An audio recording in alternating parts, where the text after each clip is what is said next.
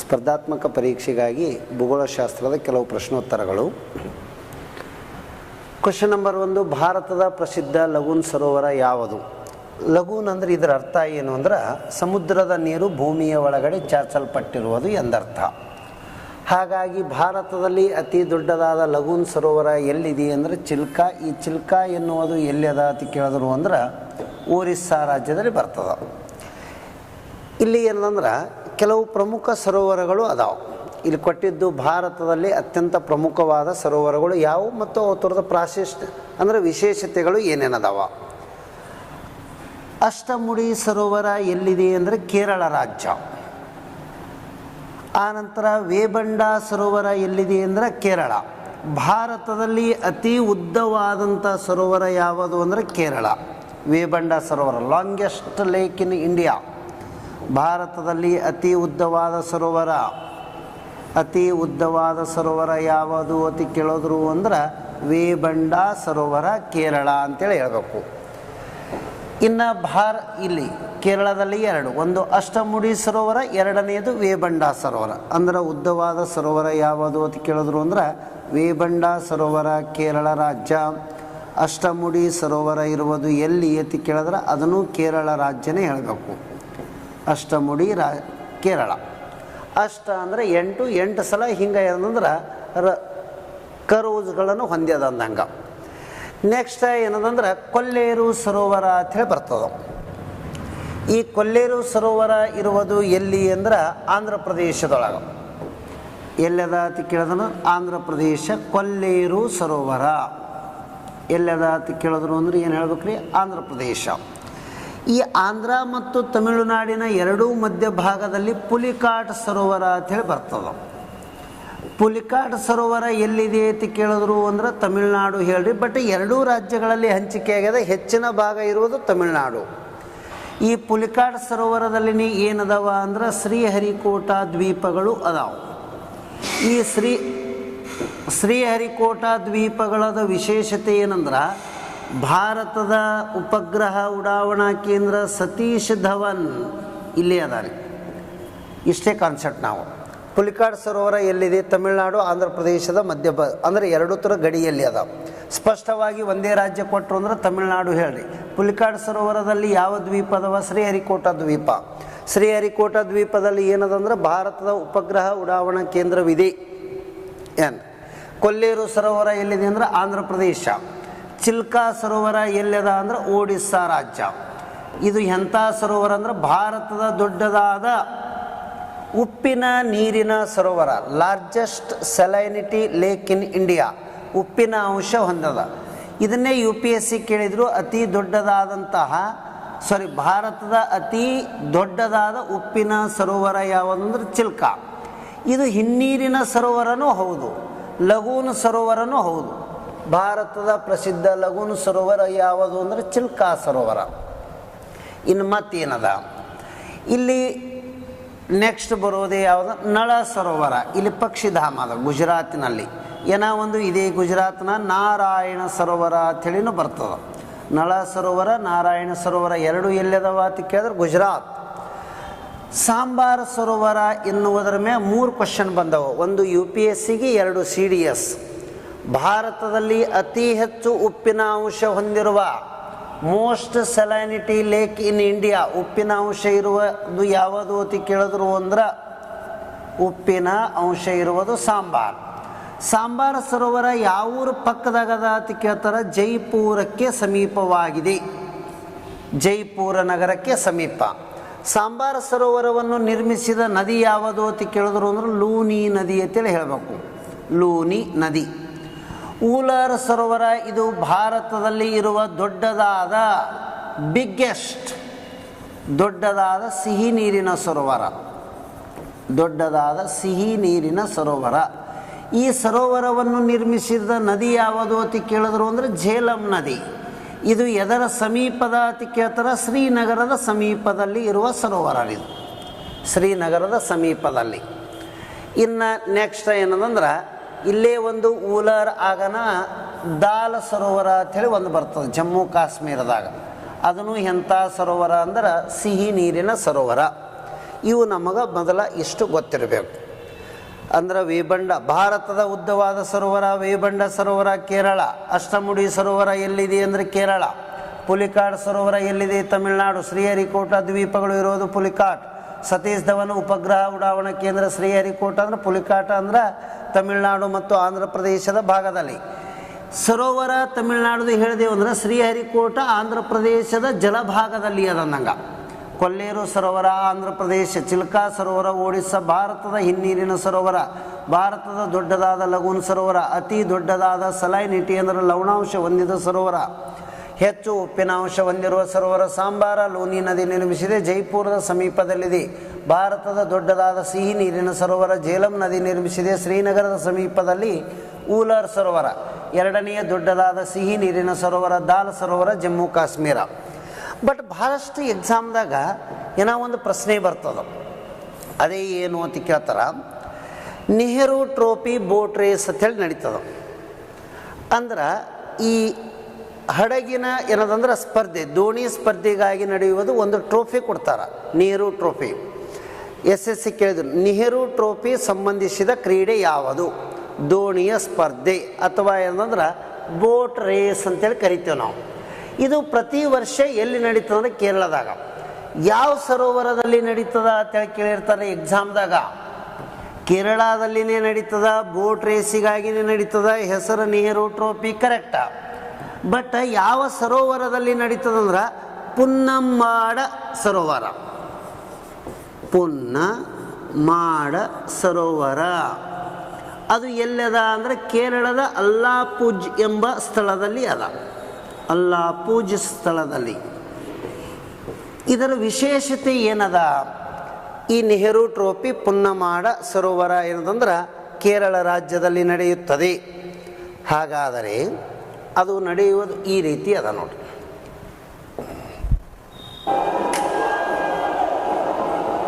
ಇದು ಏನದಂದ್ರೆ boat race, Nehru trophy ನೀಡಲಾಗುತ್ತದೆ. ಇದು ಏನಂದ್ರೆ ಪ್ರತಿ ವರ್ಷ ಕೇರಳದ ಪುನ್ನಂಬಾಡ ಸರೋವರದಲ್ಲಿ ನಡೆಯುತ್ತದೆ. ಹಾಗಾಗಿ ಏನದಂದ್ರೆ ಇದಕ್ಕೆ ನೀಡುವ ಸ್ಪರ್ಧೆ ಅಥವಾ ಏನಂದ್ರೆ ಪ್ರಶಸ್ತಿ ಯಾವುದು ಅಂದರೆ ನೆಹರು ಟ್ರೋಫಿ ಆಗಿದೆ.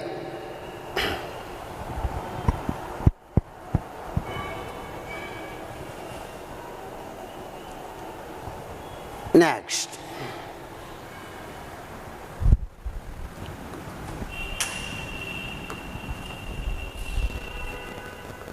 Question number 2. ರೈಸಿನ ಬೆಟ್ಟಗಳು ಇದಕ್ಕೆ ಪ್ರಸಿದ್ಧಿಯಾಗಿವೆ ಅಂತ ಕೇಳ್ತಾರೆ. ರೈಸಿನ ಬೆಟ್ಟಗಳು ಅರಾವಳಿ ಪರ್ವತ ಶ್ರೇಣಿಯ ಒಂದು ಭಾಗವಾಗಿವೆ. ಫಸ್ಟ್, ಈ ಅರಾವಳಿ ಪರ್ವತ ಶ್ರೇಣಿಯ ಭಾಗವಾಗಿದ್ದು ಎಲ್ಲದವ ಅಂದರೆ ದೆಹಲಿದೊಳಗೆ ಅದಾವ. ರೈಸಿನ ಬೆಟ್ಟಗಳ ಮೇಲೆ ಏನನ್ನು ನಿರ್ಮಿಸಲಾಗಿದೆ ಅಂದರೆ ರಾಷ್ಟ್ರಪತಿ ಭವನ ನಿರ್ಮಿಸಲಾಗಿದೆ. ಈ ರಾಷ್ಟ್ರಪತಿ ಭವನಕ್ಕೆ ಮೊದಲ ಹೆಸರು ಏನಂತಿದ್ರು ಅಂದರೆ ವೈಸರಾಯ ಭವನ ಅಂತೇಳಿ ಕರಿತಿದ್ರು. ಹಾಗಾಗಿ ನಂತರ ಏನಂದಿದ್ರು, ಈಗ ಅಂದರೆ ನಂತರ ಕೆಲವು ದಿನಗಳ ಕಾಲ ಗೌರ್ಮೆಂಟ್ ಹೌಸ್ನು ಅಂತೇಳಿ ಕರೆದರು. ಹಾಗಾದರೆ ಇದರ ಒರಿಜಿನಲ್ ಹೆಸರು ಏನು ಅಂದ್ರೆ ವೈಸರಾಯ್ ಭವನ್. ಅಂದ್ರೆ ಭಾರತದ ವೈಸರಾಯರು ಇರ್ತಾ ಇದ್ರು ಇಲ್ಲಿ. ರಾಷ್ಟ್ರಪತಿ ಭವನ ಎನ್ನುವುದು ಸುಮಾರು 340 ಕೋಣೆಗಳನ್ನು ಹೊಂದಿರುವ ಭಾರತದ ಅತ್ಯಂತ ದೊಡ್ಡದಾದಂಥ ಕಟ್ಟಡಗಳಲ್ಲಿ ಇದು ಒಂದು. ಇದು ಎಲ್ಲದ ಅಂದ್ರೆ ರೈಸಿನಾ ಬೆಟ್ಟಗಳ ಮೇಲೆ ಅದ. ರೈಸಿನಾ ಬೆಟ್ಟಗಳು ಎದರ ಒಂದು ಭಾಗ ಅಂದರೆ ಅರಾವಳಿ ಶ್ರೇಣಿ. ಈ ಅರಾವಳಿ ಪರ್ವತ ಶ್ರೇಣಿ ಎನ್ನುವುದು ಭಾರತದ ಅತ್ಯಂತ ಪ್ರಾಚೀನ ಪರ್ವತ ಶ್ರೇಣಿಯಾಗಿದೆ. ದೆಹಲಿಯಲ್ಲಿ ರಾಷ್ಟ್ರಪತಿ ಭವನದ ವಿನ್ಯಾಸಕಾರ ಅಥವಾ ಶಿಲ್ಪಿ ಯಾರು ಅಂತ ಕೇಳ್ತಾರ. ಅವ್ರ ಹೆಸರು sir Edwin Lutyens. Sir Edwin Lutyens. ಭಾಳಷ್ಟು ಎಕ್ಸಾಮ್ದಾಗ ಕೇಳ್ಯಾರ. ಇದು ಭಾರತದ ರಾಷ್ಟ್ರಪತಿ ಭವನದ ವಿನ್ಯಾಸಕಾರ ಅಥವಾ ಶಿಲ್ಪಿ ಅಂತೇಳಿ ಹೇಳ್ತೇವೆ ನಾವು. ರಾಷ್ಟ್ರಪತಿಗಳು ಭಾರತದಲ್ಲಿ ನೆಲೆಸುವುದು ಎರಡು ಕಡೆ ಏನಂದ್ರೆ ಅವರ ರಾಷ್ಟ್ರಪತಿ ಭವನಗಳು ಅದಾವ ಅಥವಾ ರಾಷ್ಟ್ರಪತಿಗಳ ವಾಸಸ್ಥಳದ ಕಟ್ಟಡಗಳದಾವ. ಒಂದು ಏನದಂದ್ರೆ ಹೈದರಾಬಾದ್ ತೆಲಂಗಾಣದಲ್ಲಿ ಅದ ರಾಷ್ಟ್ರಪತಿ ನಿಲಯಂ ಅಂತೇಳಿ ಕರಿತೇವೆ ನಾವು. ಈ ರಾಷ್ಟ್ರಪತಿ ನಿಲಯಂ ಎನ್ನುವುದು ಎಲ್ಲದ ಅಂತ ಕೇಳ್ತಾರ.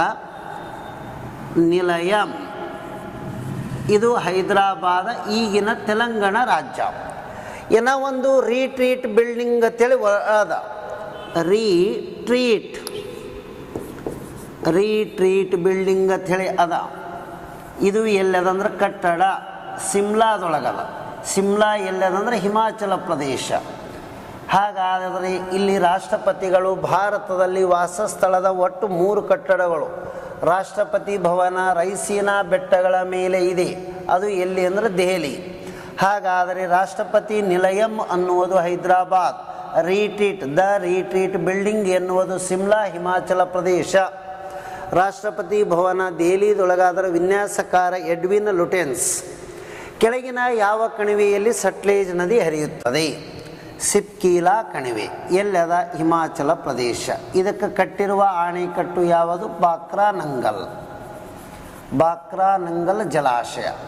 ಹಾಗಾದರೆ ಇದರ ಹಿನ್ನೀರಕ್ಕ ಜಲಾಶಯ ಅಂತೇಳಿ ಕರಿತೀವಿ ನಾವು. ಹಿನ್ನೀರಕ್ಕೆ ಏನನ್ಬೇಕಂದ್ರೆ ಗೋವಿಂದ ಸಾಗರ ಅಂಥೇಳಿ ಕರಿತೀವಿ ನಾವು. ಗೋವಿಂದ ಸಾಗರ. ಸಟ್ಲೇಜ್ ನದಿ ಏನದಂದ್ರೆ ಹಿಮಾಚಲ ಪ್ರದೇಶ. ಭಾರತವನ್ನು ಎಲ್ಲಿದಿಂದ ಬರ್ತದೆ ಸಟ್ಲೇಜ್ ನದಿ ಅಂದ್ರೆ ಸಿಪ್ಕೀಲಾ ಕಣಿವೆಯ ಮೂಲಕ ಅಂಥೇಳಿ. ಇದೇ ನದಿಗೆ ಏನಂದ್ರೆ ಋಗ್ವೇದದಲ್ಲಿ ಸಟ್ಲೇಜಕ್ಕೆ ಶತುದ್ರಿ ಅಂಥೇಳಿ ಕರೆದಾರ. ಶತುದ್ರಿ ನದಿ ಅಂಥೇಳಿ ಕರೀತಾರೆ ಋಗ್ವೇದದಲ್ಲಿ ಇನ್ನೊಂದು ಹೆಸರು. ನೆಕ್ಸ್ಟ್, ಖೈಬರ್ ಕಣಿವೆ ಎಲ್ಲಿದೆ? ಪಾಕಿಸ್ತಾನದಲ್ಲಿ ಇದೆ. ಈ ಪಾಕಿಸ್ತಾನ ಮತ್ತು ಅಫ್ಘಾನಿಸ್ತಾನದ ಬಾರ್ಡರ್ದೊಳಗದ. ಬಟ್ ಕಂಪ್ಲೀಟ್ ಇರೋದು ಯಾವ ದೇಶದಾಗಂದ್ರೆ ಪಾಕಿಸ್ತಾನ. ಭಾರತದ ಮೇಲೆ ಪ್ರತಿಯೊಬ್ಬ ವಿದೇಶಿಗರು ದಾಳಿ ಮಾಡಿದ್ದೇ ಖೈಬರ್ ಕಣಿವೆಯ ಮೂಲಕನೇ ಬರ್ತಾರೆ. ಆ ಹಿಂದೂ ಕುಶ್ ಪರ್ವತಗಳು ಇರುವುದನ್ನು ಅಲ್ಲಿ ಅದಾವು ಪಾಕಿಸ್ತಾನ. ಖೈಬರ್ ಕಣಿವೆಯ ಮೂಲಕನೇ ಪ್ರತಿಯೊಬ್ಬರು ವಿದೇಶಿಗರು ಭಾರತದ ಮೇಲೆ ದಾಳಿ ಮಾಡಕ್ಕೆ ಬಂದವರೆಲ್ಲ ಖೈಬರ್ ಕಣಿವೆಗಳ ಮೂಲಕನೇ. ಹಾಗಾಗಿ ಖೈಬರ್ ಕಣಿವೆ ಅಂದಕ್ರೆ ಯಾವ ದೇಶದ ಹೆಸರು ಹೇಳ್ತೀವಿ ಅಂದ್ರೆ ಪಾಕಿಸ್ತಾನ. ಯಾವ 2 ರಾಷ್ಟ್ರಗಳ ನಡ್ಬರ್ಕಂದ್ರೆ ಪಾಕಿಸ್ತಾನ ಮತ್ತು ಅಫ್ಘಾನಿಸ್ತಾನ. ಅಫ್ಘಾನಿಸ್ತಾನದ ಒಂದದ ಪಂಜೀರ್ ಕಣಿವೆ ಅಂಥೇಳಿ ಬರ್ತದೆ. ಪಂಜೀರ ಕಣಿವೆ ಅಂಥೇಳಿ ಪಾಕಿಸ್ತಾನದ ಬರ್ತದೆ. ಈ ಖೈಬರ್ ಕಣಿವೆದೊಳಗೆ ಯಾವ ಜನಾಂಗ ಅದಾರ ಅಂತ ಕೇಳ್ತಾರೆ? ಅಫ್ರಿದಿ ಜನಾಂಗಗಳು ಅದಾರ.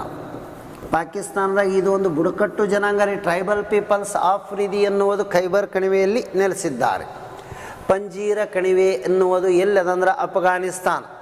ಪಂಜೀರ ಎಂದರೆ 5 ಶಿವಗಳ ಕಣಿವೆ. 5 ಶಿವಗಳ ಕಣಿವೆ ಪಂಜೀರ್ ಕಣಿವೆ ಎಲ್ಲದಂದ್ರೆ ಅಫ್ಘಾನಿಸ್ತಾನ. ಕೈಲಾಸ ಮಾನಸ ಸರೋವರದ ಯಾತ್ರಿಕರು ಟಿಬೇಟಿಗೆ ಪ್ರವೇಶಿಸಲು ಯಾವ ಮಾರ್ಗದ ಮೂಲಕ ಹಾದು ಹೋಗುತ್ತಾರೆ ಅಂತ ಕೇಳ್ತಾರೆ? ನಾಥೂಲಾ ಕಣಿವೆಯ ಮೂಲಕ. ಇದು ಎಲ್ಲದ ಅಂದ್ರೆ ಸಿಕ್ಕಿಮದಿಂದ ಟಿಬೇಟದವರೆಗೆ ಸಂಪರ್ಕ. ಸಿಕ್ಕಿಂ ಟು ಟಿಬೇಟ್. ಈ ಟಿಬೇಟ್ ಎನ್ನುವುದು ಈಗಿನ ಯಾರ ನಿಯಂತ್ರಣಕ್ಕೆ ಒಳಪಟ್ಟಿದೆ ಅಂದರೆ ಚೀನ್. ಅಂದರೆ ಸಿಕ್ಕಿಂದಿಂದ ಟಿಬೇಟ್ಗೆ ಸಂಪರ್ಕ ಕಲ್ಪಿಸುವ ಕಣಿವೆ ಯಾವುದು? ನಾಥುಲಾ ಕಣಿವೆ. ಅದರ ಮೂಲಕನೇ ಎಲ್ಲಿ ಹೋಗಬಹುದು ಅಂದರೆ ಕೈಲಾಸದ ಮಾನಸ ಸರೋವರಕ್ಕೆ ಹೋಗಲಾಗುತ್ತದೆ. ಕೆಳಗಿನ ಯಾವ ನಗರ ಪಶ್ಚಿಮ ರೇಖಾಂಶದಲ್ಲಿದೆ? ನಮಗೆ ಕಂಪಲ್ಸರಿ ಇದರ ಬಗ್ಗೆ ಆನ್ಸರ್ ಮಾಡಬೇಕು ಅಂದ್ರೆ ಒಂದಿಷ್ಟು ರೇಖಾಂಶಗಳ ಬಗ್ಗೆ ಕಲ್ಪನೆಗಳು ಬರಬೇಕು ಮತ್ತು ಮ್ಯಾಪ್ದಾಗ ಯಾವ್ಯಾವ ಪ್ರದೇಶ ಎಲ್ಲದವ ಅನ್ನೋದು. ಜೈಪುರ ಇಲ್ಲದ. ಫಸ್ಟ್ ಜೈಪುರ, ಇದು ಜೈಪುರ. ಅವಕ್ಕೆ ಮಾರ್ಕ್ ಮಾಡೋಣ. ಫಸ್ಟ್ ಜೈಪುರ. ನಾಗ್ಪುರ ಇಲ್ಲಿ ಮಹಾರಾಷ್ಟ್ರದ ವಿದರ್ಭ ಪ್ರದೇಶದೊಳಗೆ ಚಳಿಗಾಲದ ರಾಜಧಾನಿ ನಾಗ್ಪುರ್. ಕಿತ್ತಳೆ ಹಣ್ಣಿನ ನಗರ, ಹತ್ತಿಯ ಸಂಶೋಧನಾ ಕೇಂದ್ರ ಎಲ್ಲ ನಾಗ್ಪುರ್. ಭೂಪಾಲ ಮಧ್ಯಪ್ರದೇಶ್.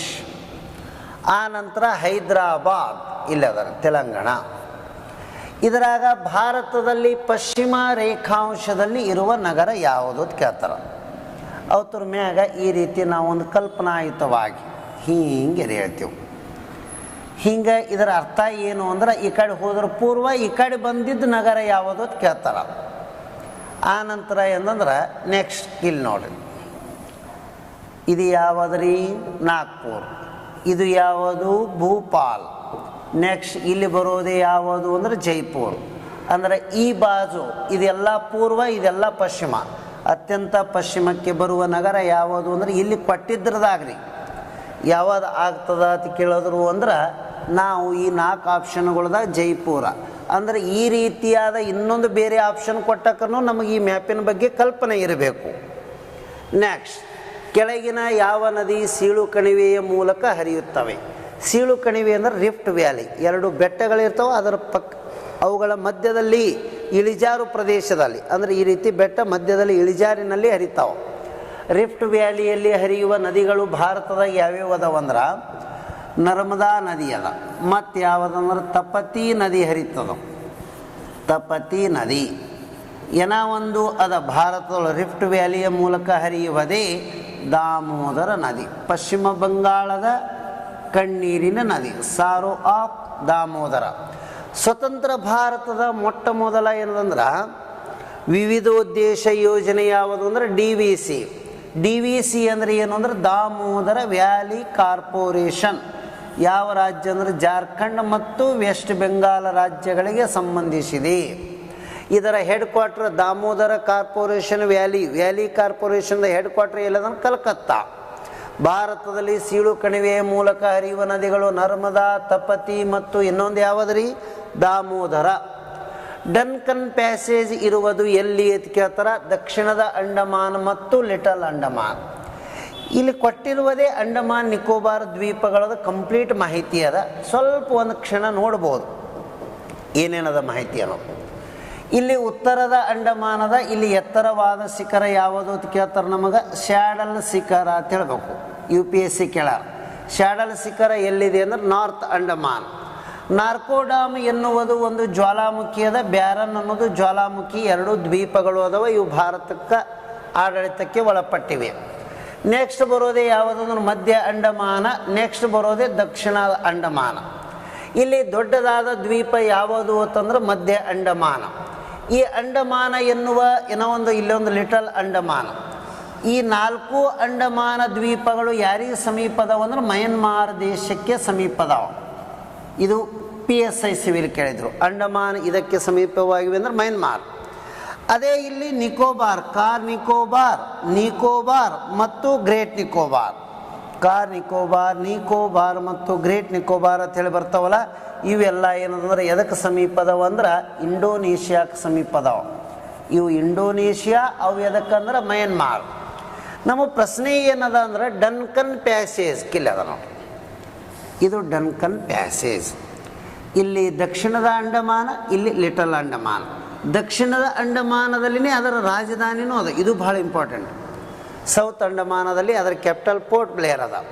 ಮತ್ತು 10 ಡಿಗ್ರಿ ಎಲ್ಲದ ಅಂತ ಕೇಳಿದ್ರೆ ಇದು ಕೇಳ್ತಾರೆ. UPSCಗೂ ಕೇಳ್ಯಾರ. ಲಿಟಲ್ ಅಂಡಮಾನ ಮತ್ತು ನಿಕೋಬಾರದ ನಡುವೆ 10 ಡಿಗ್ರಿ ಚಾನಲ್ ಅದ. 8 ಡಿಗ್ರಿ ಮತ್ತು 9 ಡಿಗ್ರಿ ಅವೆರಡು ಏನಂದ್ರೆ ಲಕ್ಷದ್ವೀಪದಾಗ ಬರ್ತಾವೆ. ನೆಕ್ಸ್ಟ್, ಭಾರತ ಇರುವುದು ಯಾವ ಗೋಳಾರ್ಧದಲ್ಲಿ ಅಂತೇಳಿ ಅದ. ಇಲ್ಲಿ ಸ್ವಲ್ಪ ಅಬ್ಸರ್ವೇಷನ್ ಮಾಡಿರಿ. ಇಲ್ಲಿದಿಂದ ಇದು ತೊಗೊಂಡೇವಂದ್ರೆ ಇದು ದಕ್ಷಿಣಾರ್ಧಗೋಳ, ಅದು ಉತ್ತರಾರ್ಧಗೋಳ. ಹಾಗಾದರೆ ಈ ರೀತಿ ಮತ್ತೆ ಏನದಂದ್ರೆ ನಾವು ಇದು 0 ಡಿಗ್ರಿ ರೇಖಾಂಶ ಹಿಂಗೆ ತೊಗೊಂಡಿವಿ ಅಂದ್ರೆ ಇದು ಪೂರ್ವಾರ್ಧಗೋಳ, ಇದು ಪಶ್ಚಿಮಾರ್ಧಗೋಳ. ಭಾರತ ಇರುವುದು ಎಲ್ಲಿ ಅಂದ್ರೆ ಪೂರ್ವದೊಳಗೂ ಅದ ಮತ್ತು ಉತ್ತರಕ್ಕದ. ಈ ಕಡೆ ಉತ್ತರ, ಇದು ಪೂರ್ವ. ಹಾಗಾದರೆ ಉತ್ತರದ ಪೂರ್ವಾರ್ಧಗೋಳದಲ್ಲಿ ಇದೆ, ಇದು ಹೇಳಬೇಕು. ನೆಕ್ಸ್ಟ್, ಕೆಳಗಿನವುಗಳಲ್ಲಿ ಯಾವುದು ಭಾರತದ ಪ್ರಾಚೀನ ಪರ್ವತ ಶ್ರೇಣಿಗಳಲ್ಲಿ ಒಂದಾಗಿದೆ? ಅರಾವಳಿ ಪರ್ವತ ಶ್ರೇಣಿಗಳು ಅತ್ಯಂತ ಪ್ರಾಚೀನ ಪರ್ವತ ಶ್ರೇಣಿಗಳು ಆಗಿವೆ. ಇವು ಗುಜರಾತ, ರಾಜಸ್ಥಾನ, ಹರಿಯಾಣ ಮತ್ತು ಡೆಲ್ಲಿ. ಯಾವ 4 ಪ್ರದೇಶದಾಗ ಅಂತ ಕೇಳ್ತಾರ?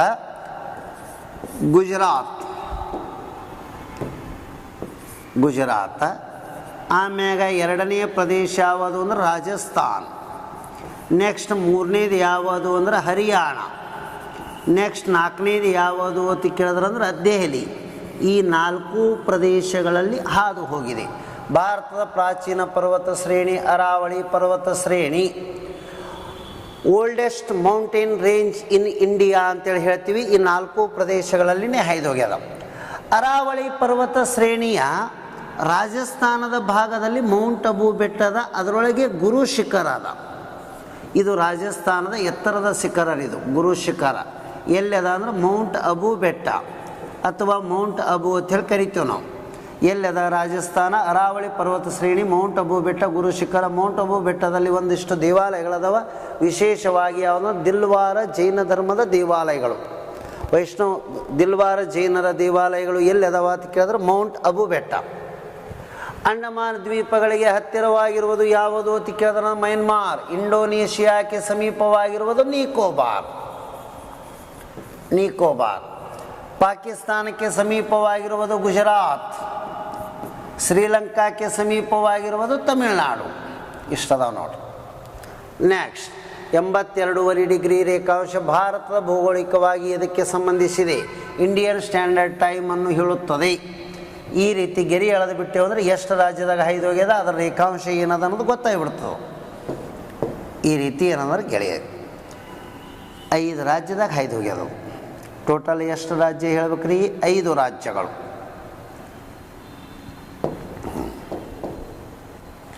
ಆ 5 ರಾಜ್ಯ 82.5 ಪೂರ್ವ ರೇಖಾಂಶ ಅನ್ಬೇಕು. ಮತ್ತು ರೇಖಾಂಶ ಆ 5 ರಾಜ್ಯಗಳು ಯಾವ್ಯಾವ ಓತಿ ಕೇಳಿದ್ರು ಅಂದ್ರೆ, ಒಂದನೇದು ಉತ್ತರ ಪ್ರದೇಶ, ಎರಡನೇದು ಇದು ಮ್ಯಾಪ್ ಹಾಕಿ ನೋಡ್ಬೇಕ್ರಿ ಮಧ್ಯಪ್ರದೇಶ್, ಛತ್ತೀಸ್ಗಢ. ಆ ನಂತರ ಛತ್ತೀಸ್ಗಢ ಆಗನ ಯಾವುದು? ಒಡಿಸ್ಸಾ. ನೆಕ್ಸ್ಟ್ ಬರೋದೇ ಯಾವುದಂದ್ರೆ ಆಂಧ್ರ ಪ್ರದೇಶ್. ಉತ್ತರ ಪ್ರದೇಶದಾಗ ಎಲ್ಲಿ ಅಂದ್ರೆ ಅಲಹಾಬಾದ್.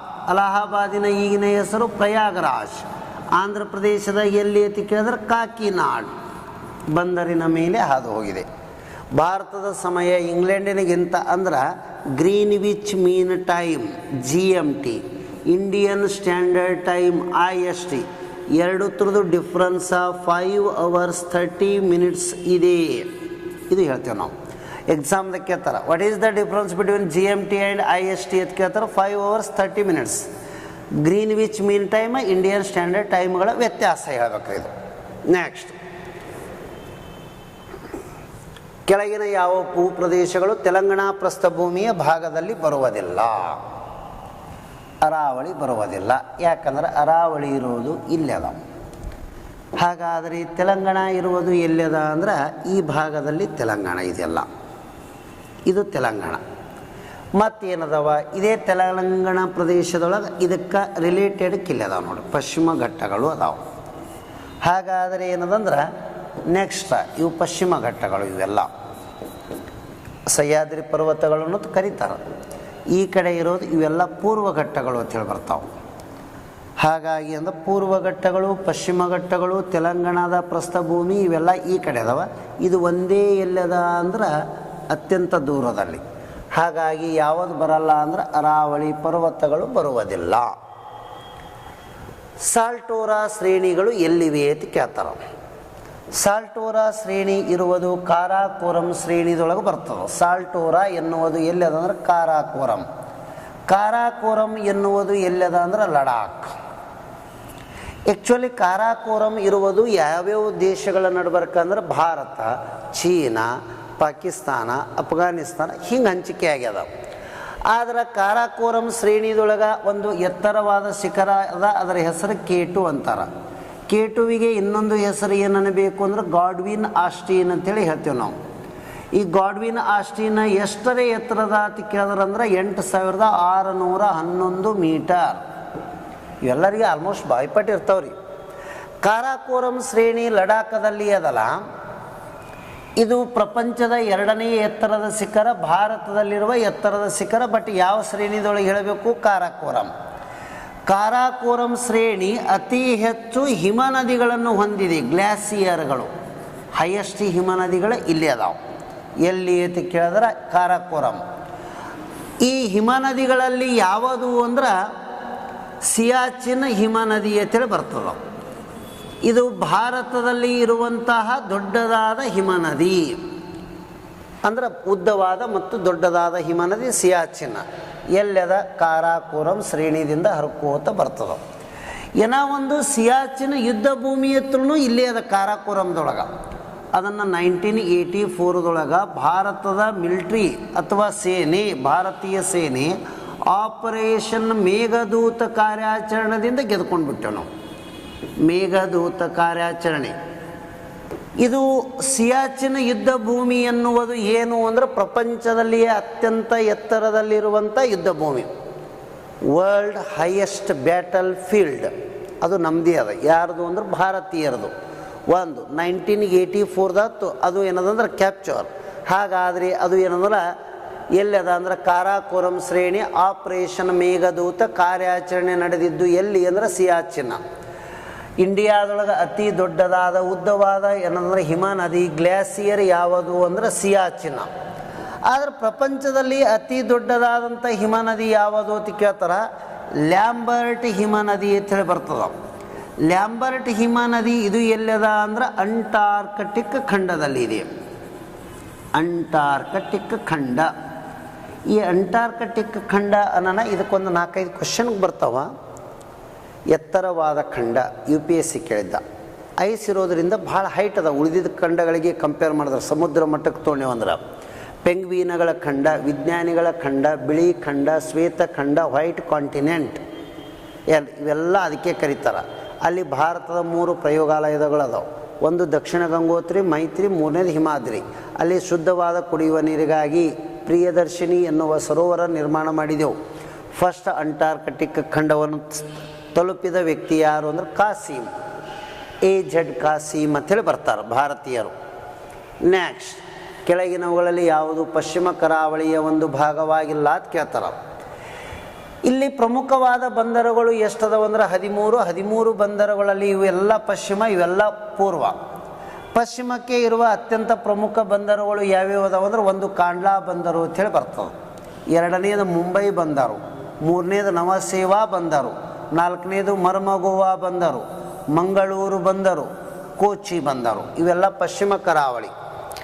ಹಾಗಾದರೆ ಪೂರ್ವ ಕರಾವಳಿಗೆ ಯಾವುದು ಟುಟಿಕೋರಿನ್ ಬಂದರು, ಚೆನ್ನೈ ಬಂದರು, ಎನ್ನೋರ ಬಂದರು, ವಿಶಾಖಪಟ್ಟಣಂ, ಪಾರದೀಪ, ಹಲ್ದಿಯಾ, ಕಲ್ಕತ್ತಾ. ಇಲ್ಲಿ ಯಾವ್ಯಾವು ಎಲ್ಲೆಲ್ಲದಾವ ಅಂದ್ರೆ ಕಾಂಡ್ಲಾ ಇರೋದು ಗುಜರಾತ್ ರಾಜ್ಯ, ಮುಂಬೈ ಇರೋದು ಮಹಾರಾಷ್ಟ್ರ, ನವಸೇವಾ ಮಹಾರಾಷ್ಟ್ರ, ಮರ್ಮಗೋವಾ ಇರುವುದು ಗೋವಾದೊಳಗೆ, ಮಂಗಳೂರು ಕರ್ನಾಟಕ, ಕೋಚಿ ಕೇರಳ, ಟುಟಿಕೋರಿನ ತಮಿಳುನಾಡು, ಚೆನ್ನೈ ತಮಿಳುನಾಡು, ಎನ್ನೋರ ತಮಿಳುನಾಡು. ಹೆಚ್ಚು ಪ್ರಮುಖ ಬಂದರುಗಳನ್ನು ಹೊಂದಿರುವ ರಾಜ್ಯ ಯಾವುದು? ತಮಿಳುನಾಡು. 3 ಅದಾವೆ. ಅಕ್ಷಾಂಶಿಕವಾಗಿ ಸದರ್ನ್ ಮೋಸ್ಟ್ ಅಂದ್ರೆ ಅಕ್ಷಾಂಶಿಕವಾಗಿ ದಕ್ಷಿಣಕ್ಕೆ ಇರುವ ಬಂದರು ಟುಟಿಕೋರಿನೇ ಹೇಳ್ಬೇಕ್ರಿ. ಇನ್ನು ಏನಂದ್ರೆ ವಿಶಾಖಪಟ್ಟಣಮ ಆಂಧ್ರ ಪ್ರದೇಶ, ಪಾರದೀಪ ಒರಿಸ್ಸಾ, ಹಲ್ದಿಯಾ ವೆಸ್ಟ್ ಬೆಂಗಾಲ, ಕಲ್ಕತ್ತಾ ಅದನ್ನು ಎಲ್ಲದ ಅಂದ್ರೆ ಪಶ್ಚಿಮ ಬಂಗಾಳದಾಗ ಅದಾವ. ಇನ್ನು ಇವತ್ರದ್ದು ವಿಶೇಷತೆಗಳು ಏನೇನದಾವ? ಈ ಎನ್ನೋರ ಬಂದರಿಗೆ ಏನು ಹೆಸರಿಟ್ಟಾರ ಅಂದರೆ ಕೆ ಕಾಮರಾಜ್ ಅವ್ರ ಹೊಸ ಹೆಸರುಗಳನ್ನು ಇಡಲಾಗಿದೆ. ಯಾವ ಬಂದರಿಗೆ ಏನೇನು ಅಂತಾರ ಅನ್ನೋದು ನಿಮಗೊಂದು ಐಡಿಯಾ ಇರಬೇಕು. ಯಾವ್ಯಾವ ಬಂದರುಗಳಿಗೆ ಹೊಸ ಹೊಸ ಹೆಸರುಗಳು ಅಥವಾ ನಾಮಕರಣಗಳನ್ನು ಮಾಡಲಾಗಿದೆ. ಇದನ್ನು ಬೇಕಂದ್ರೆ ತಾವು ಏನದಂದ್ರೆ ಒಂದು ಸ್ಕ್ರೀನ್ಶಾಟ್ನು ತೊಗೋಬೋದು. ಲಾಸ್ಟಿಗೆ ಇಲ್ಲದ ನೋಡಿ. ಇದಕ್ಕೆ 1-2 ಕ್ವಶನ್ ಕೇಳಿದ್ರಿ ಇದ್ರ ಮ್ಯಾಗ ನಾವು. ಎನ್ನೋರ ಬಂದರು ತಮಿಳುನಾಡಿನಲ್ಲಿದೆ, ಅದಕ್ಕೆ ಹೆಸರು ಏನಿಟ್ಟಾರ ಅಂದ್ರೆ ಕಾಮರಾಜ್ ಬಂದರು ಅಂತೇಳಿ ಹೆಸರಿಟ್ಟಾರ. ಎನ್ನೋರ ಬಂದರು ಕಾಮರಾಜ್ ತಮಿಳುನಾಡು, ಕಾಂಡ್ಲಾ ಬಂದರು ಗುಜರಾತ್, ದೀನ್ ದಯಾಳ್ ಪೋರ್ಟ್ ಟ್ರಸ್ಟ್ ದೀನ್ ದಯಾಳ್ ಉಪಾಧ್ಯಾಯವರೇ ಹೆಸರಿಟ್ಟಾರ.